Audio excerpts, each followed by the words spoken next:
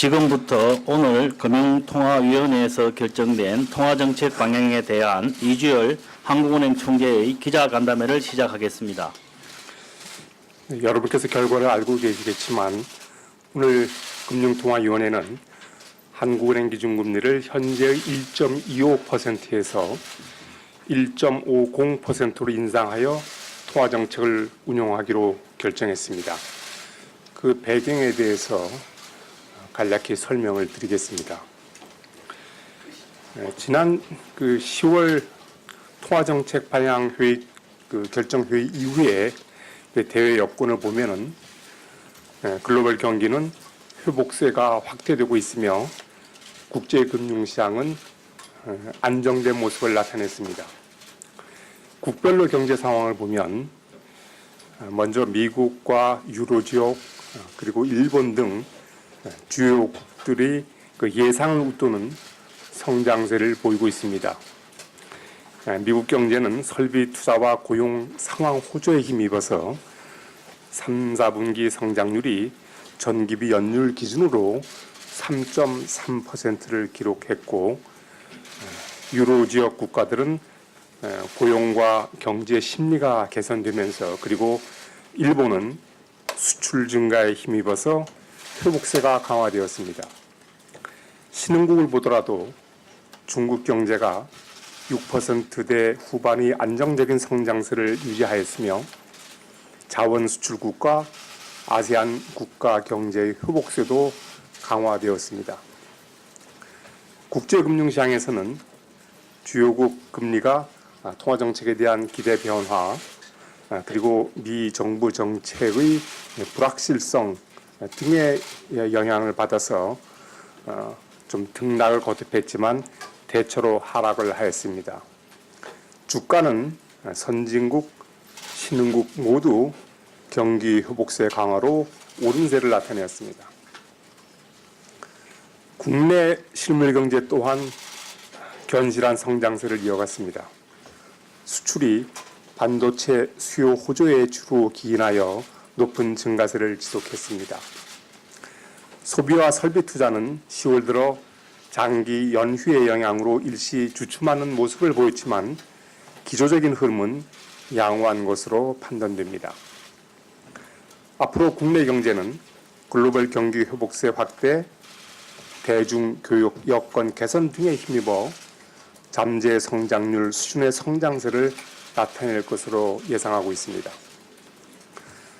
소비자 물가는 농축 수산물 가격 안정과 기저 효과 등으로 10월 상승률이 1%대 후반으로 낮아졌습니다. 식료품과 에너지 가격을 제외하는 그런 인플레이션율은 1%대 중반 수준을 나타냈습니다. 소비자 물가는 도시 가스요금 인하 그리고 대규모 할인 행사 등의 영향으로 당분간 1%대 중반의 상승률을 보이다가 점차 높아져서 물가 안정 목표인 2% 수준에 근접할 것으로 예상하고 있습니다. 국내 금융시장을 보면 장기시장 금리가 지난 금통위 회의 이후 기준금리 인상 기대 강화로 상승했습니다. 주가는 기업 실적 개선에 힘입어서 상승세를 나타내었고 원달러 환율은 국내 경기 회복세의 강화 그리고 외국인 주식 투자자금 유입 등의 영향으로 하락하였습니다. 가계대출은 10월 중 증가 규모가 지난해보다 줄어들었으나 예년보다는 여전히 높은 증가세를 이어갔습니다. 앞으로 가계대출은 정부 가계부채 관리 대책의 영향으로 증가세가 둔화될 것으로 기대하고 있으나 그 추이를 계속 지켜보아야겠습니다. 오늘 금융통화위원회는 앞으로 우리 경제가 잠재 성장률 수준의 견실한 성장세를 지속하고 물가 상승률도 점차 목표 수준에 근접할 것으로 예상되는 점, 그리고 이러한 상황에서 기준금리를 그대로 유지할 경우 통화정책의 실질적인 완화 정도가 더 확대되면서 금융 불균형, 누적 위험이 커질 수 있다는 점을 고려할 때 그동안 저성장, 저물가에 대응하여 확대해온 통화정책 완화의 정도를 조정할 필요가 있다고 판단하여 기준금리를 0.25%포인트 인상하기로 결정했습니다. 앞으로 통화정책은 성장세 지속을 뒷받침할 수 있도록 완화 기조를 유지하는 가운데 금융안정에도 유의하여 운영해 나갈 것입니다. 이 과정에서 근본 기준금리 인상의 영향과 국내외 경제 여건의 변화, 그에 따른 성장과 물가의 흐름을 면밀히 점검하면서 완화 정도의 추가 조정 여부를 신중히 판단해 나갈 계획입니다. 오늘 한국은행 기준금리를 0.25%포인트 인상하기로 한 금통위의 결정에 대해서 조동철 위원이 기준금리를 현 수준에서 유지하는 것이 바람직하다는 의견을 나타냈습니다. 예, 지금부터 질문을 받겠습니다. 질문을 하실 때에는 소속과 성명을 말씀해 주시면 감사하겠습니다.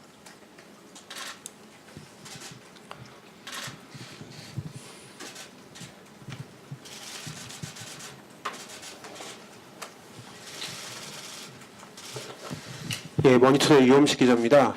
금리 인상 6년 5개월 만에 단행한 것으로 알고 있는데요. 그 시장 관심이 지금 내년 추가 인상 시점하고 속도에 지금 모여 있습니다. 그 시장은 지금 내년에 1회나 2회 정도 올린다는 전망이 지금 우세한데 이런 기대 심리가 현재 그 경기 시점에서 적절하다고 보시는지 궁금하고요. 그 최근 경기 여건이 그 추가 금리 인상도 무리가 없는 그런 상황인지에 대해서 견해를 좀 밝혀주셨으면 좋겠습니다. 그리고 또 연준이 내년에 3회 금리를 올릴 것으로 예상되는데요. 이렇게 되면은 지금 양국 기준금리 역전 가능성이 아직 남아 있는데, 그러면 앞서 총재님께서 말씀하셨듯이 미국 따라서 곧바로 금리를 올리지 않는다라는 그 총재님의 생각은 그대로인지 묻고 싶습니다. 예, 여기에 대해서 좀 의견을 밝혀주시기 바랍니다.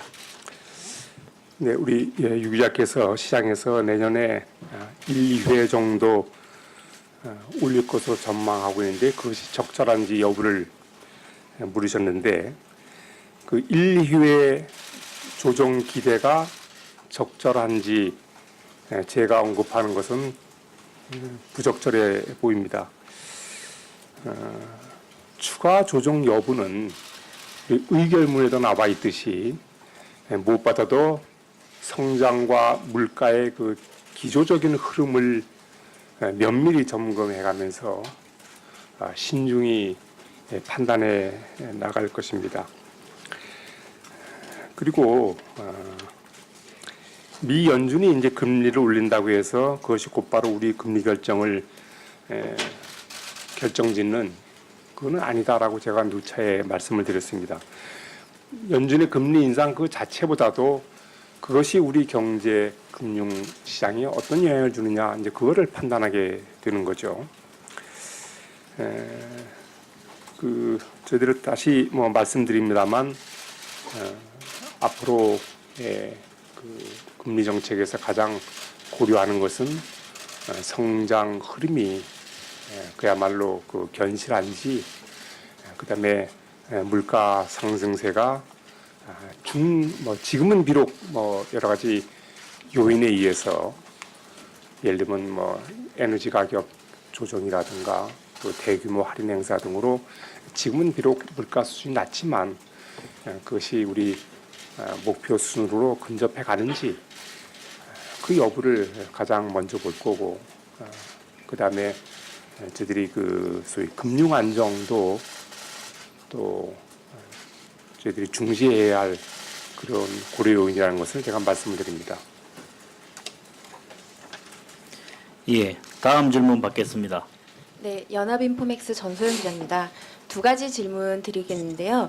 먼저 총재님이 그동안 금리 결정이 자본 유출입에 미치는 영향에 대해서는 비교적 중립적인 입장을 계속 취해왔습니다.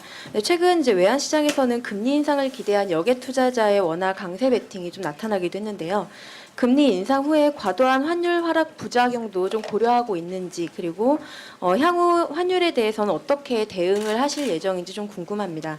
더불어서 이제 원화가 강세로 가면서 물가 상승 압력은 더 낮아질 수밖에 없는데요. 원화 강세와 낮은 물가가 향후 통화 정책에 어느 정도의 고려 사항이 되는지도 좀 알려주시기 바랍니다. 두 번째로는 정부가 내놓는 부동산이나 이제 복지 정책 같은 것들이 대부분 이제 부의 재분배에 좀 초점이 맞춰져 있는데요. 반면에 이제 오늘 금리 인상은 부의 양극화를 좀 심화시킨다는 지적도 나올 수 있습니다.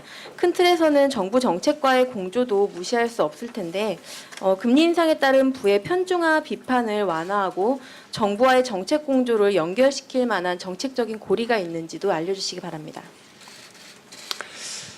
네, 기준금리를 인상하게 되면은 내외 금리차 확대를 통해서 원화 강세 요인이 이제 될 수도 있을 것입니다. 그렇지만 제가 이 자리에서 누차 그때도 말씀드렸듯이 환율이라고 하는 것은 그런 국내 금리 거기에만 또 내외 금리 차이에서만 영향을 받는 것이 아니고 우리 국내외 경제 상황, 그다음에 또 뭐 인플레이션에 대한 기대, 또 투자자의 리스크에 대한 태도 등에 의해서 훨씬 더 크게 영향을 받기 때문에 앞으로 환율의 움직임을 기준금리 인상만 갖고 예단하는 것은 옳지 않다고 이렇게 생각을 합니다. 특히 근본 금리 인상은 시장의 가격 변수에 이미 상당 부분 반영되어 있다는 점도 고려할 필요가 있다 이렇게 보겠습니다. 환율 움직임에 대해서 어떻게 대응하느냐 질문하셨는데 저희들은 뭐 환율과 관해서는 거의 일관된 저희들이 정책 스탠스를 갖고 있습니다.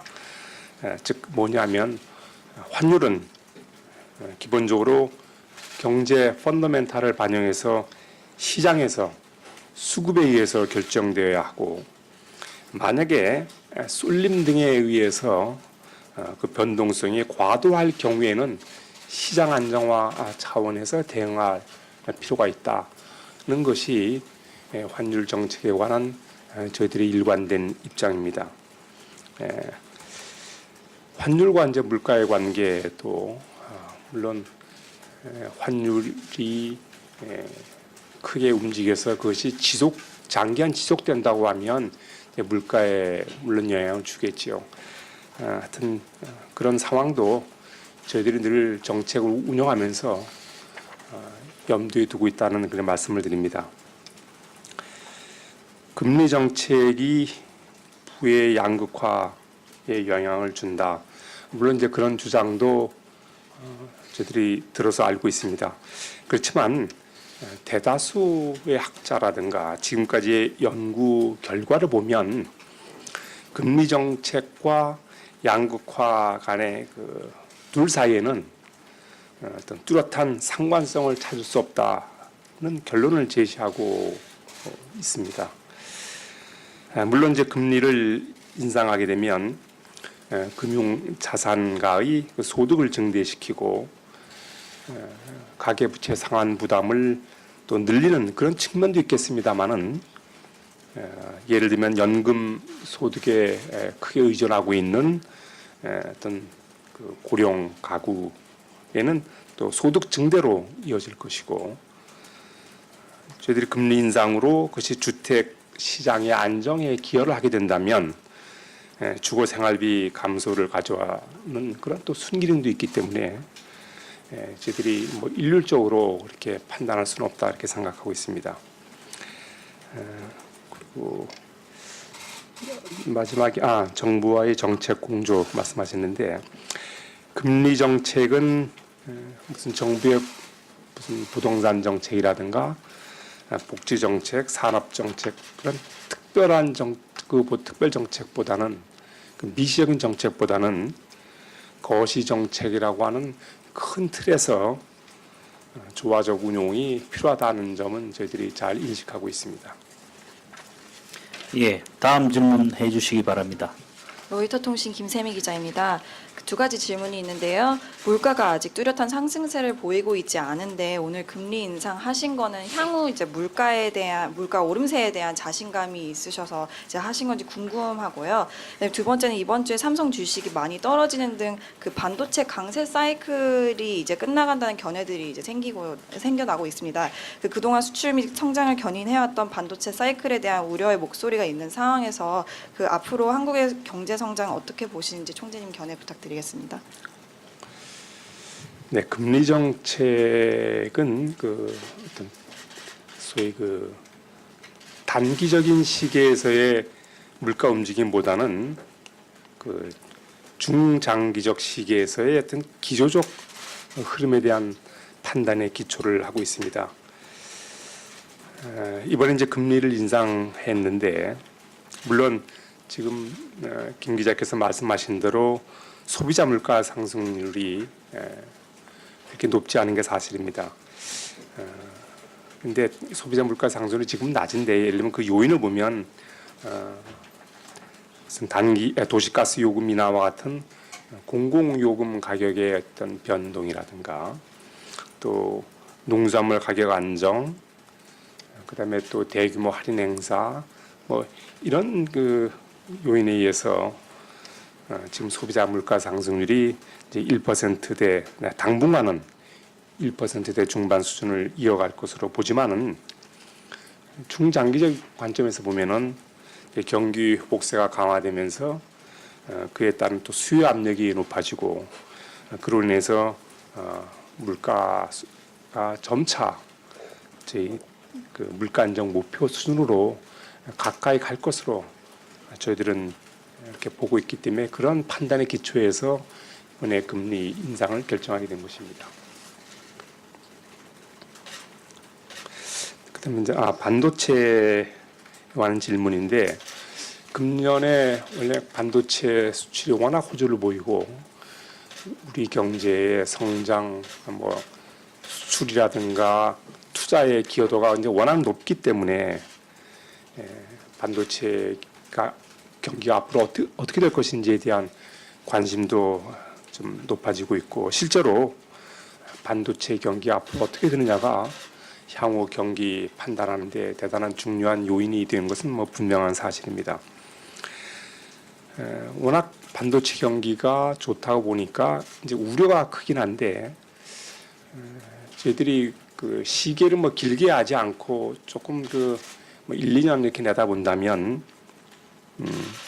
4차 산업혁명의 진전 속도 이런 것을 감안해 볼 때 당분간은 반도체 경기가 그 호조세를 이어가지 않을까 이렇게 조심스럽게 예상을 하고 있습니다. 그리고 또 정부 정책에 힘입어서 소비의 어떤 회복세도 완만하게 이렇게 꾸준히 진전된다고 본다면 내년에도 우리 잠재 성장률 수준인 한 3% 내외의 성장률을 달성할 수 있을 것으로 그렇게 저희들은 예상을 하고 있습니다. 예, 다음 질문 받겠습니다. 네, 안녕하세요. 저 블룸버그 통신의 엄재현 기자입니다. 두 가지 좀 질문드리겠는데요. 그 일각에서 향후 한은의 금리 인상이 좀 가파르지 못하고 최종적인 기준금리 수준이 2% 수준에 머무를 것이라는 지금 전망이 제기되고 있거든요. 그래서 좀 장기적인 기준금리 수준하고 그다음에 도달 경로에 대해서 총재님 시각이 또 궁금하고요.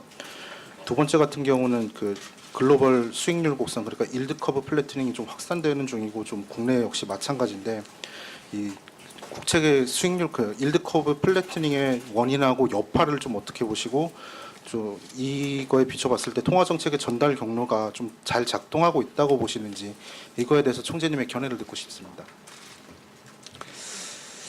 네, 제가 모두 발언에서 이렇게 말씀드렸듯이 앞으로 통화 정책은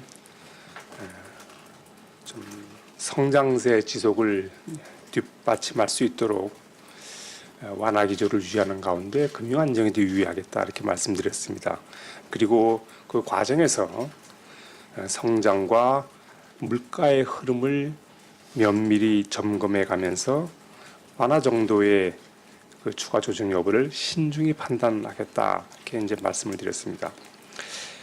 물론 이제 통화 정책을 저희들이 수행하고 있는 그 입장에서 볼 때 장기적인 금리 수준이 어느 정도, 예를 들면 장기 적정 금리, 우리 경기와 물가의 흐름을 감안했을 때 거기에 따른 적정 금리 수준이 어느 정도가 될지, 그다음에 거기에 이르기까지 어떤 그 패스 도달 경로를 어떻게 끌고 갈지 아는 그 나름대로의 추정은 저희들이 관심을 갖고 해보고 있습니다만, 저희들이 그 수준과 도달 경제를 뭐 미리 사전에 정한 가이드라고 생각하거나,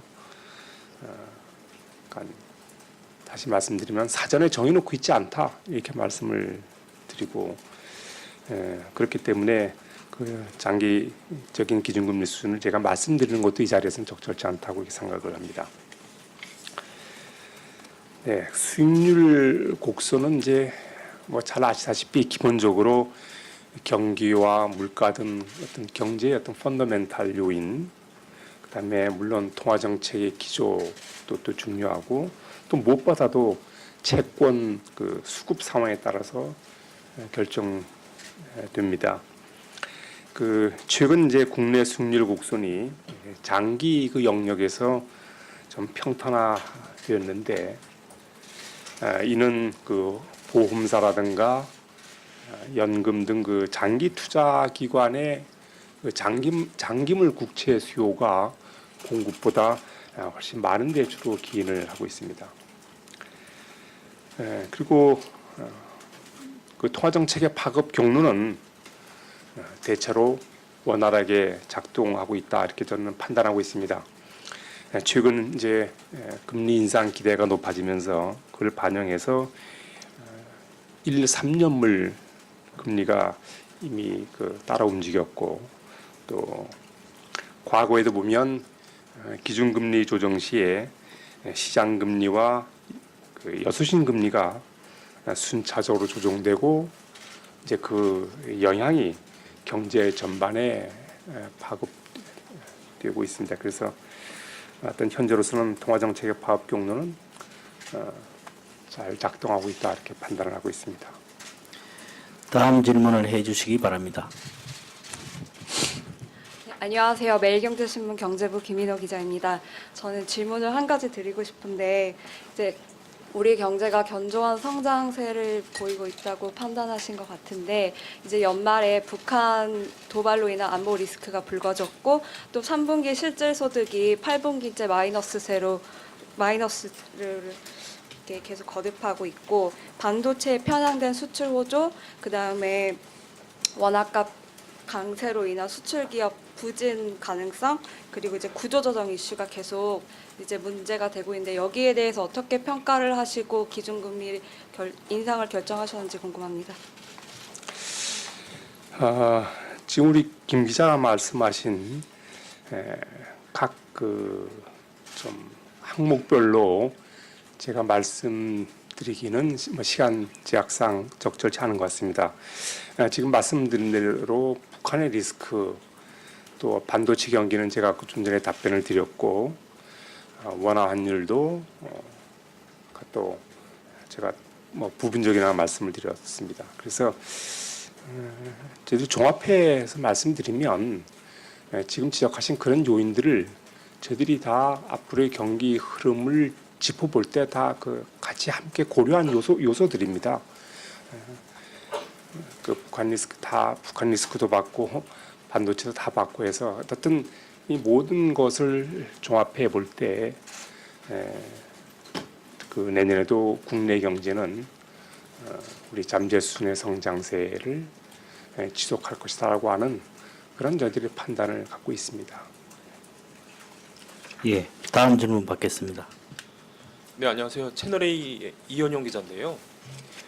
이번 기준금리 인상이 앞으로 시중의 예금 적금은 물론이고 대출금리 인상에도 영향을 줄 것으로 예상이 됩니다. 결국 주택시장의 수요가 둔화될 것으로 보이는데요.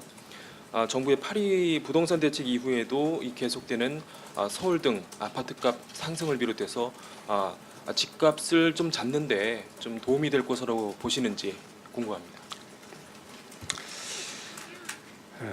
네, 원론적으로 해서 생각을 하면 이제 금리가 상승을 하게 되면 이제 차입 비용이 늘어나고 그에 따라서 대출 수요가 좀 둔화되고 그래서 그런 경로를 통해서 이제 좀 간접적으로 주택 가격에 영향을 주게 될 겁니다. 근데 주택 가격이라고 하는 것은 물론 이 차입 비용 요것도 영향을 주지만은 기본적으로 이제 주택 가격은 이것도 역시 수요와 공급에 따라 결정을 될 거고 그 수요와 공급에 영향을 주는 요인은 대단히 많이 있습니다. 예를 들면은 시장에서의 그 주택 가격 그 상승에 대한 기대가 어느 정도인지, 그다음에 또 무엇보다 또 부동산 관련 세제라든가 거기에 관련 규제, 그다음에 그 차입 여건, 예를 들면 그 대출의 용이성이라든가 하는 차입 여건, 이 많은 것들이 주택 가격에 영향을 주게 됩니다. 저희들이 물론 그 금리 정책이 부동산 가격에 영향을 안 준다고 말씀드릴 수는 없습니다만은 이렇게 많은 다양한 요인에 의해서 주택 가격이 움직인다는 점을 제가 다시 한번 강조를 드리고, 정부에서 지난번 뭐 8월, 10월 이렇게 주택 가격 안정 대책, 그다음에 가계 부채 종합 대책을 이렇게 정부에서 내놨습니다.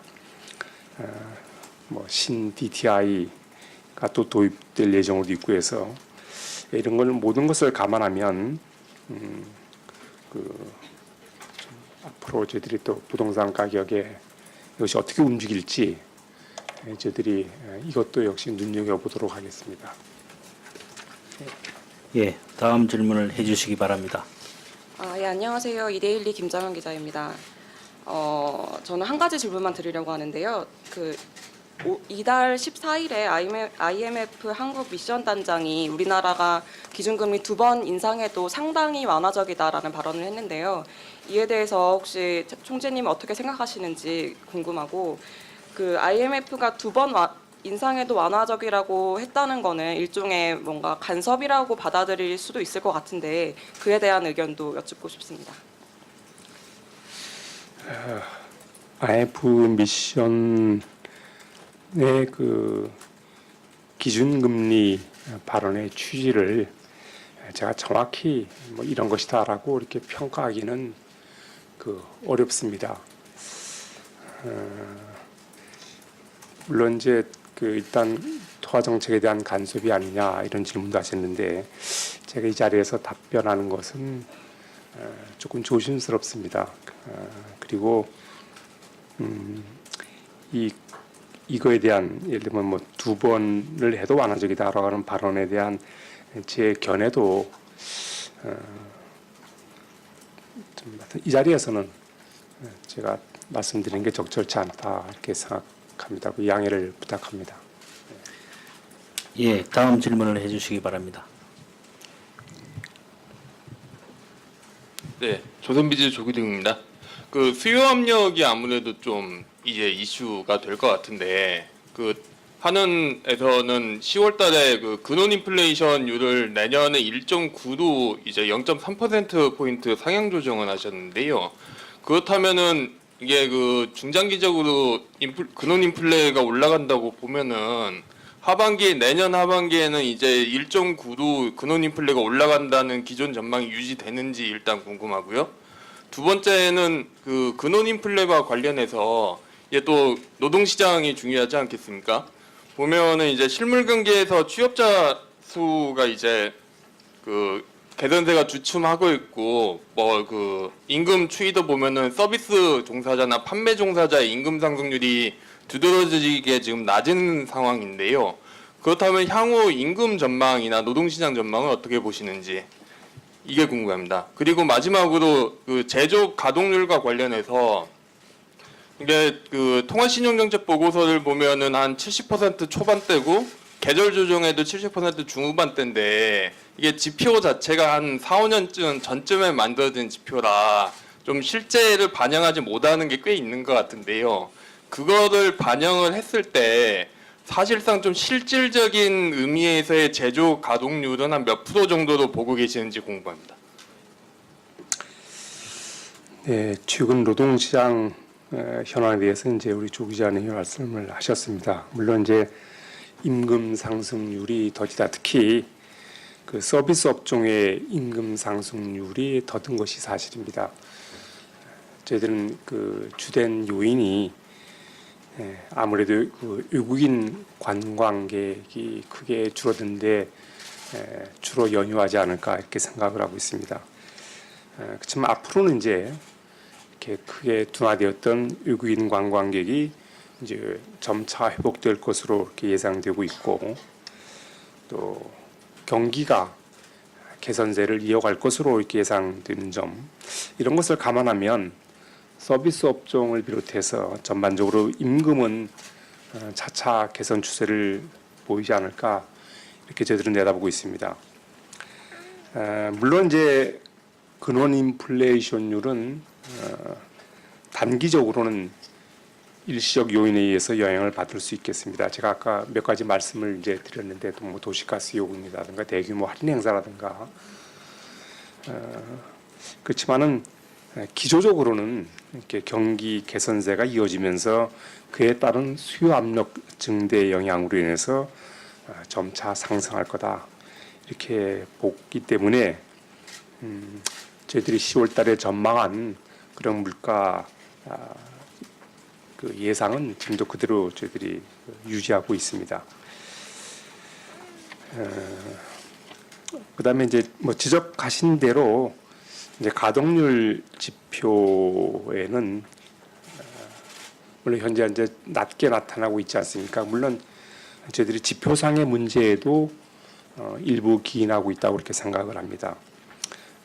좀 다시 말씀드리면 그 산업 구조 조정 과정에서 또는 뭐 설비가 노후화되었기 때문에 더 이상 사용되지 않는 그런 설비들이 있게 마련인데, 이것들이 그 소위 가동 가능한 그런 생산 설비에 포함되어 있기 때문에 가동률이 실제보다 좀 낮게 나타나는 그런 이제 결과가 나타나고 있습니다.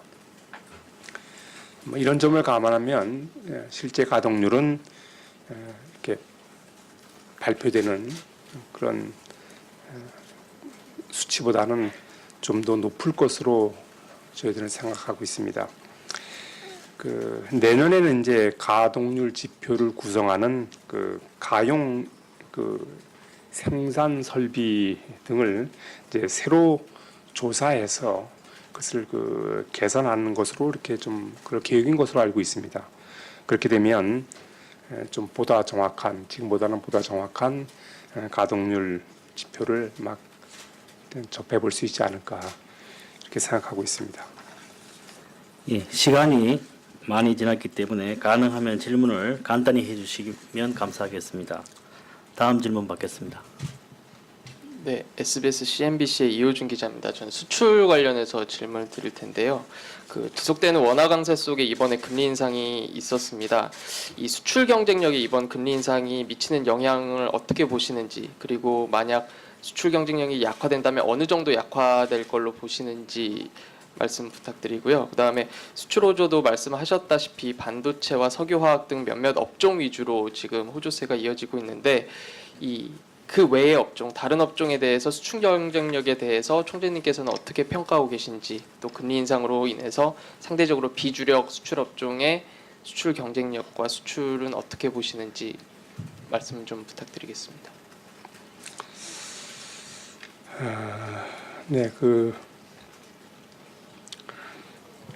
우리 산업의 어떤 산업 구조, 그다음에 또 교육 구조의 변화를 이제 감안해 볼 때 그 환율이 수출에 미치는 영향력은 이제 분명히 과거보다는 감소했다고 이렇게 봅니다. 따라서 최근에 이제 원화가 강세를 보이고 있습니다만 그것이 우리 그 전체 수출 또는 그 개별 기업의 경쟁력에 미치는 부정적 효과는 과거보다는 분명히 축소된 것으로 그렇게 저희들은 평가를 하고 있습니다.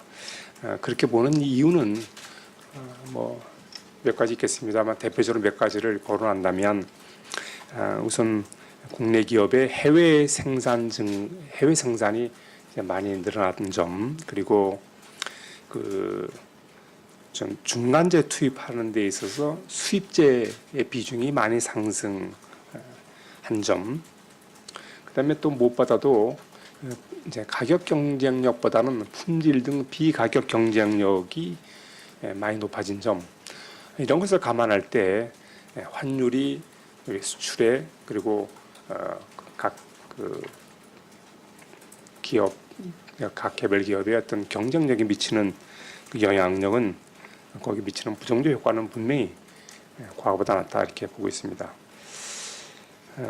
물론 이제 원화 절상 추세가 이제 장기화된다고 한다면 그렇게 되면 아무래도 또 환율의 그 수출 가격 전가가 이제 확대되면서 일부 품목, 예를 들면 일본이라든가 중국과의 그 경합도가 높은 업종을 중심으로 해서는 부정적 영향이 파급될 가능성이 물론 저도 있다고 생각을 합니다. 네, 그 지금 전반적인 뭐 수출 경쟁력 얘기는 저 같은 뭐 환율보다는 다른 요인에 의해서 또 좌우될 것이라는 점을 다시 한번 강조드립니다. 예, 다음 질문 받겠습니다. 예, 안녕하세요. 이투데이 김남현 기자입니다. 두 가지 질문 좀 드릴까 하는데요. 예전에도 한번 질문을 드린 것 같긴 한데, 올해와 같이 금통위가 내년에도 진행이 된다면 1월, 2월하고 4월, 5월 뭐 이렇게 금통위가 진행될 것으로 생각이 됩니다. 1월은 신년이고 2월 달에 설이 있고 그다음에 새로운 총재님이 아마 인선이 된 이후에 금통위가 있을 것 같고요. 그다음에 4월은 새 총재님 오시자마자고 5월은 또 6월 지방선거 전입니다. 이런 어떤 그 정치 경제학적인 이벤트가 하는 금통위 금리 결정에 어떤 영향을 미칠지 답변 부탁드리고요. 그다음에 두 번째 질문을 드리면 통방부상에서도 보면 그 10월 전망 경로를 상향 조정할 가능성을 내비쳤습니다. 어떤 경제에 대한 자신감이 있는 반면에요. 그 종합 판단 문구에 신중이라는 문구를 넣으셨더라고요. 이게 제가 급하게 찾아보느라고 다는 못 찾아봤습니다만 2009년 1월 이후 통방문구상에서는 한 번도 나온 적이 없는 그 문구인데요. 지금 완화 정도의 축소를 해 나가시는 상황에서 하더라도 이렇게 성장률이 높아지고 또 물가에 대한 자신감도 좀 있는 상황에서 이렇게 좀 신중하게 금리 인상을 해 나가시는 가장 큰 이유가 무엇인지 좀 궁금합니다. 사실 이번 금통위 금리 인상도 총재님 올해 창립 때 매파적인 발언을 시작한 이후에 좀 많이 기간이 걸려서 뭐 일각에서는 뭐 돌다리를 몇 번을 지금 두드린 다음에 겨우 인상하는 너무 늦은 인상이 아니냐 뭐 이런 시각도 있어서요. 그에 대한 답변 부탁드리겠습니다. 첫 번째 질문, 무슨 정치 경제적 이벤트에 영향을 받느냐 하는 것은 금통위는 앞서 말씀드렸듯이 우리 경기 상황, 물가, 금융 안정 이런 것을 종합적으로 고려해서 어떤 결정이 우리 국민 경제에 가장 바람직한 것인가 하는 판단의 기초에서 금리 정책을 운영한다는 말씀으로 답변이 저는 충분하다고 이렇게 봅니다. 뭐 일부 개인적인 이견이 있을 수 있지만은 저희들은 전혀 그런 데서는 개의치 않는다 이렇게 말씀을 드리고, 신중히 판단을 이런 걸 집어넣은 건 그야말로 액면 그대로 신중히 하겠다는 거죠. 저희들이 금리 정책을 앞으로 저희들이 이제 방향 자체는 완화의 정도를 이제 좀 축소하는 쪽으로 방향을 이제 잡았는데, 그렇지만 저희들이 고려할 요인이 아주 많다 이겁니다. 물론 기본적으로 경기 물가를 가장 중시해서 보지만은 또 국제 그 경제 여건의 변화도 봐야 되고 지정학적 리스크도 보고 하다 보니까 그런 불확실성이 그 어느 때보다도 높기 때문에 신중히 갈 수밖에 없는 그런 저희들의 의견을 그런 금통의 의견을 의결문에 그대로 그대로 그 반영한 겁니다. 그게 과거에 그런 문구가 있고 없고는 전혀 중요한 게 아니죠. 저희들은. 예, 더 이상 질문이 없으신 것 같습니다. 그럼 이상으로 기자간담회를 마치도록 하겠습니다. 감사합니다.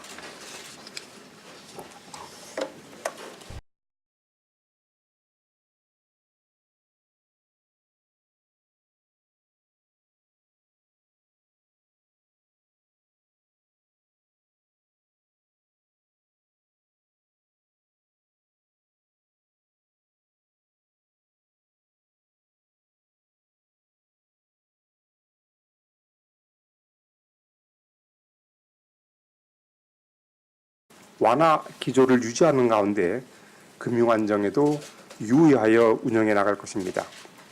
이 과정에서 근본 기준금리 인상의 영향과 국내외 경제 여건의 변화, 그에 따른 성장과 물가의 흐름을 면밀히 점검하면서 완화 정도의 추가 조정 여부를 신중히 판단해 나갈 계획입니다. 오늘 한국은행 기준금리를 0.25%포인트 인상하기로 한 금통위의 결정에 대해서 조동철 위원이 기준금리를 현 수준에서 유지하는 것이 바람직하다는 의견을 나타냈습니다. 예, 지금부터 질문을 받겠습니다. 질문을 하실 때에는 소속과 성명을 말씀해 주시면 감사하겠습니다.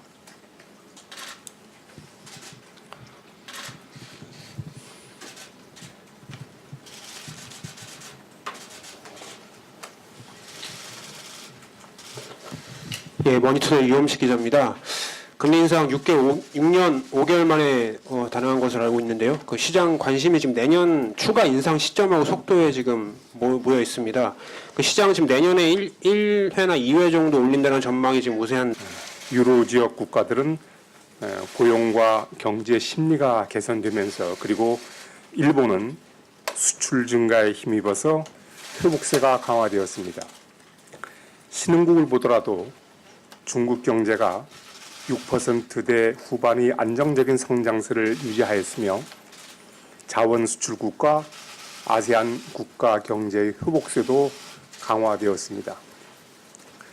국제금융시장에서는 주요국 금리가 통화정책에 대한 기대 변화 그리고 미 정부 정책의 불확실성 등의 영향을 받아서 좀 등락을 거듭했지만 대체로 하락을 하였습니다.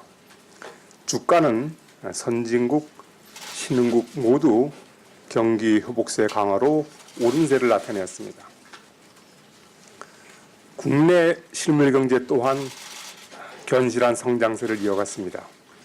수출이 반도체 수요 호조에 주로 기인하여 높은 증가세를 지속했습니다. 소비와 설비 투자는 10월 들어 장기 연휴의 영향으로 일시 주춤하는 모습을 보였지만 기조적인 흐름은 양호한 것으로 판단됩니다. 앞으로 국내 경제는 하락하였습니다. 가계대출은 10월 중 증가 규모가 지난해보다 줄어들었으나 예년보다는 여전히 높은 증가세를 이어갔습니다. 앞으로 가계대출은 정부 가계부채 관리 대책의 영향으로 증가세가 둔화될 것으로 기대하고 있으나 그 추이를 계속 지켜보아야겠습니다. 오늘 금융통화위원회는 앞으로 우리 경제가 잠재 성장률 수준의 견실한 성장세를 지속하고 물가 상승률도 점차 목표 수준에 근접할 것으로 예상되는 점, 그리고 이러한 상황에서 기준금리를 그대로 유지할 경우 통화정책의 실질적인 완화 정도가 더 확대되면서 금융 불균형 누적 위험이 커질 수 있다는 점을 고려할 때 그동안 저성장, 저물가에 대응하여 확대해온 통화정책 완화의 정도를 조정할 필요가 있다고 판단하여 기준금리를 0.25%포인트 인상하기로 결정했습니다. 앞으로 통화정책은 성장세 지속을 뒷받침할 수 있도록